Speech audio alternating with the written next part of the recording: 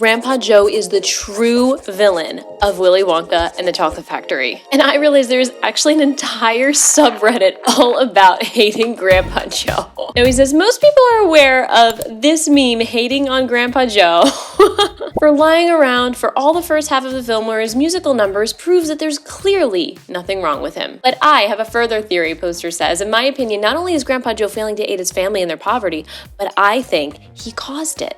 In the first half of the film, Grandpa Joe's main role is to be a drain on family resources, keep Charlie's hopes alive about the golden ticket. He buys him 2 chocolate bars. Despite the family not having funds, we can all agree that that was just a stroke of luck. And despite his daughter's advice not to get Charlie's hopes up, keeps insisting that Charlie is bound to find the ticket purely on the basis that he wants it more. He's the sort of guy that cruelly raises a child's hopes even when they are almost certain to be dashed, but also he's a gambler. He's the sort of person who believes that the world will give him big prizes just because he wants them a lot. And he's willing to bet money. Later on, when Wonka asks the children to sign a contract upon entering the factory, Grandpa Joe is the only adult who doesn't question it. He basically says, sign away, Charlie, we've got nothing to lose. Obviously, losing his job at Wonka's chocolate factory to Oompa Loompa scab laborers can't have helped Grandpa Joe, but if that was the only reason, then you'd think the town would be full of families in just as dire straits as the Buckets. A factory that big must have been a big employer, but no, it's just them.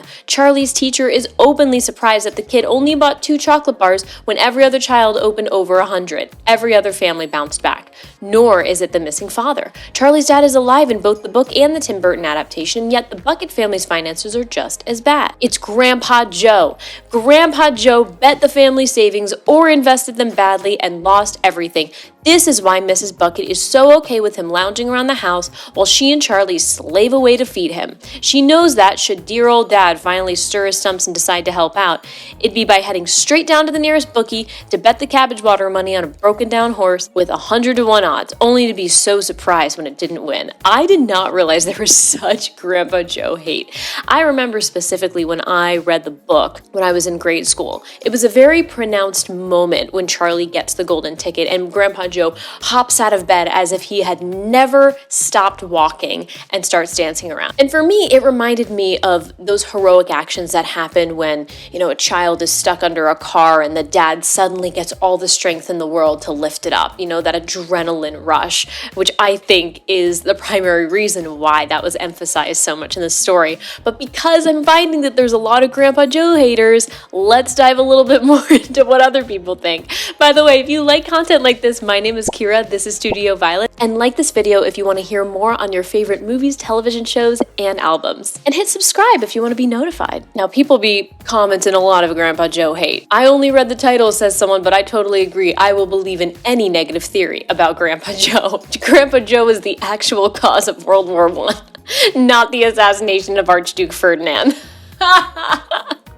And what inspired me to make this video was I rewatched the 2005 version of Charlie and the Chocolate Factory. I actually haven't seen the old one with Gene Wilder in a very long time, and I'm starting to feel like I should have watched it before making this video. Obi2 Kenobi says, also if I remember correctly, when he gets that second bar, Charlie says, Grandpa, that money was for tobacco, and Joe says, I don't smoke anymore, implying that until the middle of the chocolate bar contest, not only was Grandpa Joe lying in bed effing off for 2 decades, but he was also using their hard-earned money to feed a cigarette addiction. Magical Mystical Miss says, I always wondered how he got the candy bars to give to Charlie. The family and Charlie seem surprised both times. I don't blame them. He's bedridden and he has no money. And from what I can tell, Charlie's mom didn't get them. So again, how did he get them? It has always seriously bugged me. Now, Scruffy42 says, it's a good case against Grandpa Joe, but there are 3 other grandparents in that bed, and somehow I doubt he was the only problem. And OP says, depends. I don't think we see any of the other grandparents walking in either of the films, and in the sequel book, it's a plot point that they have to be carried into the factory because they can't leave the bed, and Wonka tries to cure them. Plus, Grandma Georgina is definitely senile in the second film. I honestly can't remember if she's in the first one. It's possible that the other 3 genuinely are too disabled to work, and Grandpa Joe just took advantage of his wife and in-law's illness to pass him off as bedridden as well. Oh my gosh.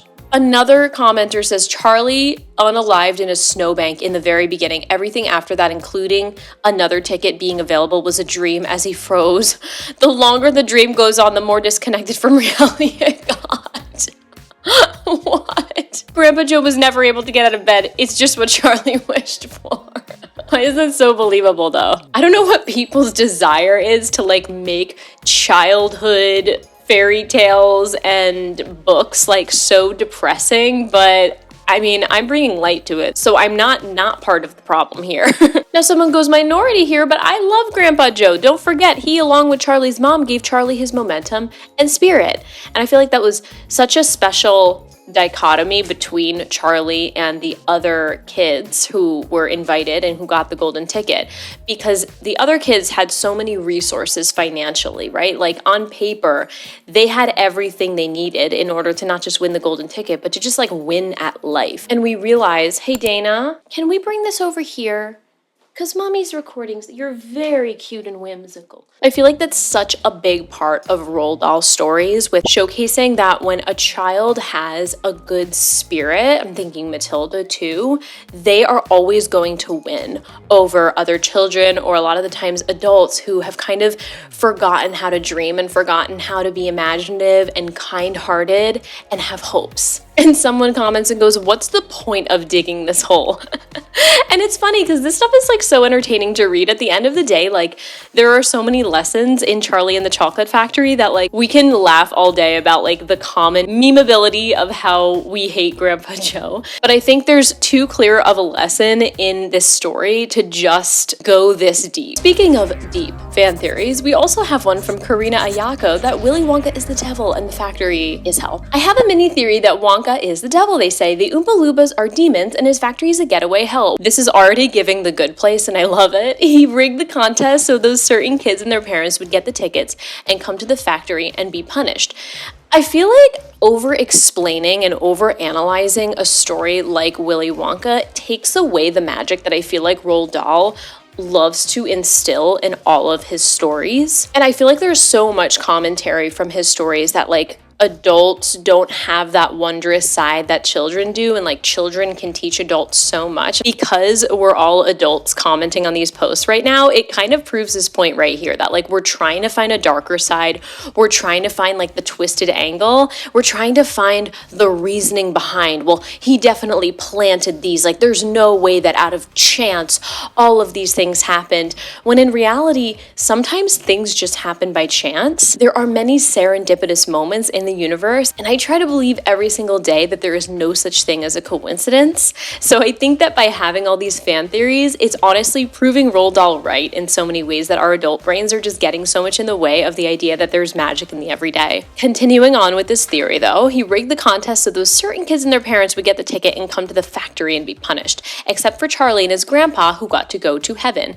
This theory is spurred on by the fact of what happened to the children and the fact that we don't see them leaving the factory. Now I remember them leaving the factory in the 2005 movie, but that doesn't necessarily mean that they did in the book or the first one, I cannot remember. But we do see Wonka taking Charlie and his grandpa up into his machine, more than likely up to heaven. Also think about when Violet started swelling up. Nobody rushed to help her, Wonka played his flute, and the Oompa Loompas sang a whole song before helping. And when Augustus got trapped in the tube, Wonka didn't tell the Oompa Loompas to turn off the chocolate. He waited until we shot up into the chocolate room and then told to take Augustus's mother up to the chocolate room to look for him. And let's not forget the tunnel scene. That was a source of many childhood nightmares. When I was rewatching that, I was definitely like, this is for kids? My goodness, wow. Now, why did Charlie get to go to heaven? Well, Charlie was the one good kid. He knew what he did in the bubble room was wrong, and not only went to apologize, but gave the gobstopper back instead of leaving and giving it to Slugworth, who was also a demon. Now, a commenter says Charlie doesn't go to heaven. He's basically taking over for the devil in hell. You're in your theory here. And someone else goes, the devil was really after Grandpa Joe since he was the worst person in the world. Charlie's involvement was just a mechanism to get the ticket so that Grandpa Joe would come along. And people are reminding us that there is an entire subreddit called Grandpa Joe Hate. But it does show a really interesting theme in Willy Wonka / Charlie and the Chocolate Factory as a whole, of this idea of what is a utopia. Obviously, we see that Charlie is not living in the traditional sense of a utopia, and we see that the other kids who come in are living in a traditional sense of utopia. They have all the finances, they have the resources, they can really have whatever they want. It shows a lot of gluttony as well, not just in Augustus, but you can be gluttonous in your resources as well. Now, everyone in the world sees this chocolate factory as a utopia, and when we go inside, it's kind kind of like the world itself. The world itself has all of the conditions that we have lots of living beings. We could breathe, we can eat, we procreate, we're able to create things. And from the outside, someone looking into the earth, that is a really incredible thing. If we saw another planet where aliens are doing the same thing, which there definitely are, don't fight me on this, there definitely are, we would be like, that's incredible from the outside. But obviously, when you actually see the day-to-day of what's going on in the earth, there are very dark elements. There is war, there's famine, there's really, really sad parts of it that people aren't going to see from the outside. And I think the chocolate factory is a really good representation of that, where on the outside, it's all the candy you could ever imagine, especially to a kid. That's like a complete dream. But when you go in, you see that those same really incredible facets of the Utopia are also the reason why people can have their downfalls in them. You know, the chocolate river with Augustus, and the bubblegum with Violet Beauregarde, and the nuts with Veruca Salt, and the TV with Mike TV. And it kind of goes to show you too that your interpretation and your response is a very big part of the way that you're going to make it in this Utopia, where all of the kids are seeing the exact same things, right? Like Charlie is seeing all of these too, but his response to them is very different. He's not coming at it with a gluttonous attitude. He's not coming at it with a how will this help me attitude, and that's ultimately why they win at the end. Now, I know this isn't necessarily like furthering this idea that like it's hell versus it's heaven, but I think it plays a lot into this idea of you could see Earth as something very heavenly one second and the complete opposite another second.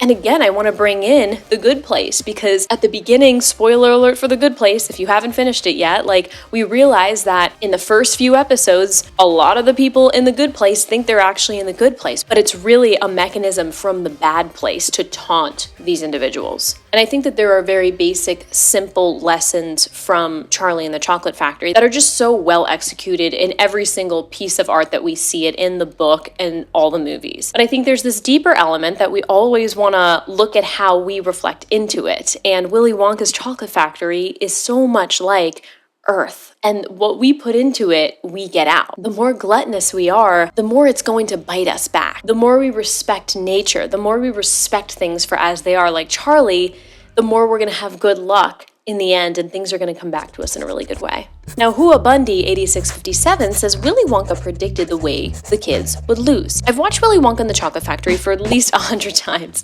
This is the first time I've noticed the following. When the kids give Wonka their respective golden tickets, he touches each child, but not Charlie. Veruca touches her heart. Augustus touches his stomach. Mike TV touches his hand. And Violet touches her chin.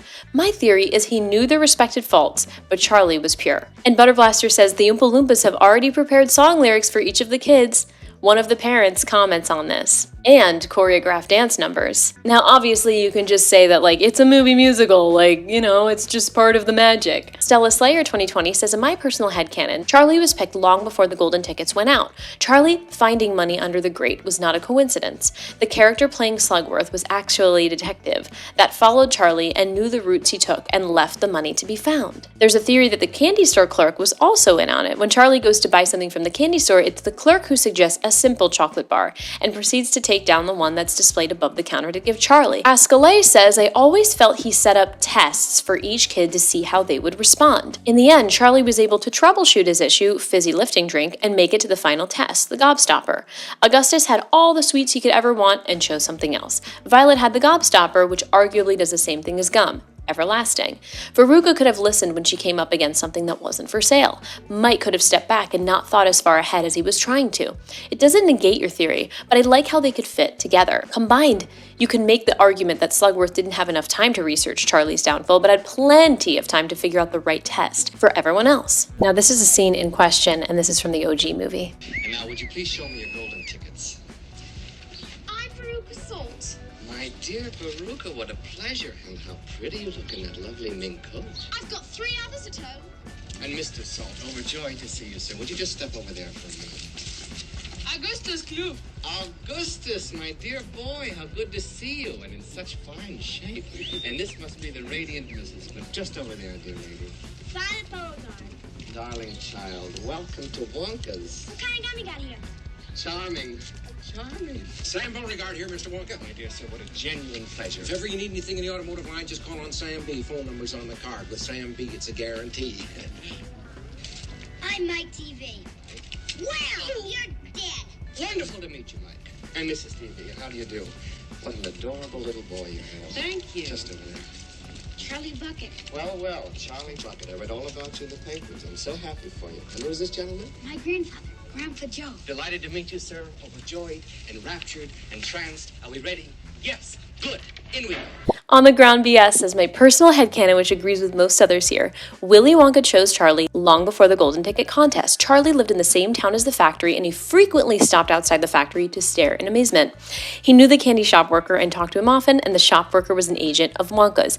Each of the kids who found the Golden Tickets were handpicked by Willy and or his agents. Naturally, it stands to reason if Willy Wonka is going through all this effort to get Charlie there so he could take over the factory, he had a plan for eliminating the other kids in a way which taught Charlie lessons about humility and gluttony. The only real problem with this is the fizzy lifting drinks, which I don't even believe was a sequence in the book. There was no reason for them to go in there, and it should have created a situation where Charlie was eliminated. Yes, it created conflict at the end of the tour, but the gobstoppers should have been enough to do that. Now again, I just feel like our adult minds want to take away the wonder of what would happen if chance just happened. So for me, I choose to believe that this was all chance, because I think that the whimsy that Roald Dahl would have wanted our adult brains to have is this happened by chance.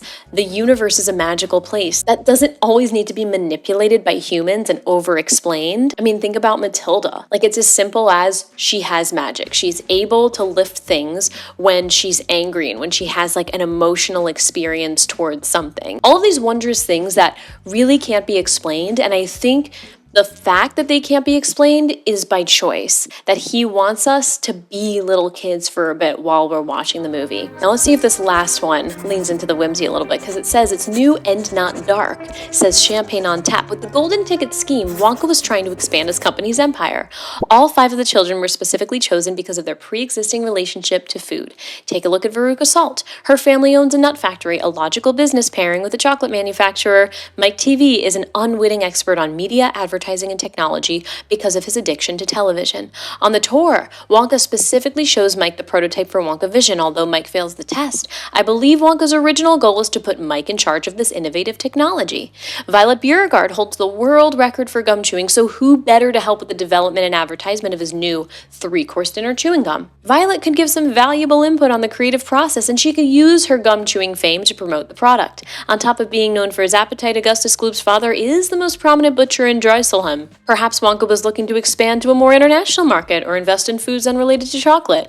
Lastly, I think Wonka chose Charlie Bucket to be the heart of the company. His rags to riches story would inspire and give the big business some emotional capital. He also comes from a frugal family, so he knows how to be efficient with finances.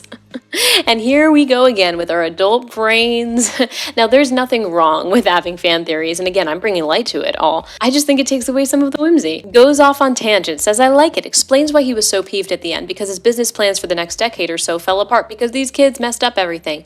When he yells at Charlie, "You get nothing," it's because Wonka's projecting, since he subconsciously feels that he himself got nothing out of the whole scheme. I'll see your theory and raise you another. Everything we saw of the factory in Willy Wonka wasn't the real factory. Why would there need to be a chocolate river and a boat and things like that if nobody ever goes there?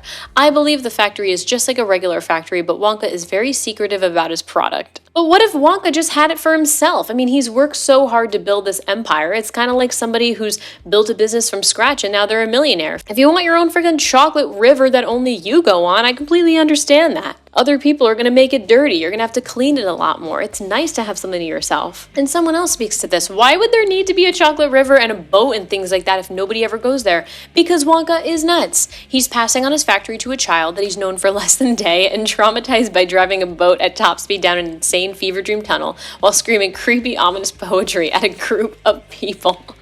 The only thing more insane is the parents for not leaving after that. I did realize that. Especially in the 2005 movie, they were so slow to help their kids.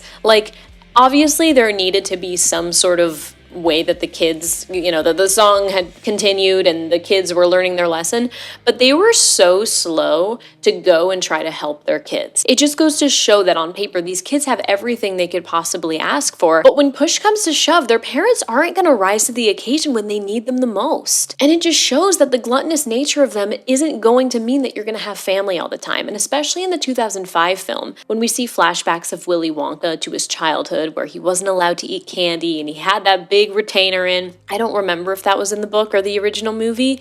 It really shows that he was learning so much about family. And then, of course, at the end, he becomes a part of Charlie's family. But I think that was as much of a lesson for Willy Wonka as it was for the kids, where he saw all these disjointed families that I'm sure he was used to. But when he saw the connection between Charlie and Grandpa Joe and just how they navigated the world differently, it was almost like an entire other portal was opened in his brain, beyond candy and beyond all the work he had been doing and all of the energy he'd been putting into his work, when he just thought, like, I don't need a family, you know, I can have this river by myself. I can have this entire incredible chocolate factory that nobody ever comes to visit because I've decided that family is not as important as work. I choose to believe none of these theories, honestly. I choose to believe that all of this happened by chance, that this was all whimsical timing, because things like that happen in real life. Like, there are incredible lessons that happen in real life. I mean, have you ever been thinking of somebody and then they call you? There's been crazy things that have been happening to me recently where I will be reading something on my laptop and then the same thing will be said on the TV. Or like I will be typing something to someone and then I hear that same word in a song. I obviously have not ever had a conversation with Roald Dahl, but I would bet any amount of money, if he was alive, I would argue that he would say a lot of this is universal timing. And sometimes we just need to watch these movies to become a kid again and to escape into the magic of the universe and not always have to create all these different theories of he wanted to expand his business and this was all planted. Like, what if we weren't controlling everything? And what if the power of family, of a child's imagination, was enough to make the story all that it needed to be without human intervention? Now, there are moments where human intervention and magic coincide a little bit too much, where things are a little bit darker. So if you want to watch my breakdown on Obsession, the movie, go ahead and watch this next video. Thanks so much for hanging out with me. Subscribe if you enjoyed this, and I will see you over there. Bye, friend.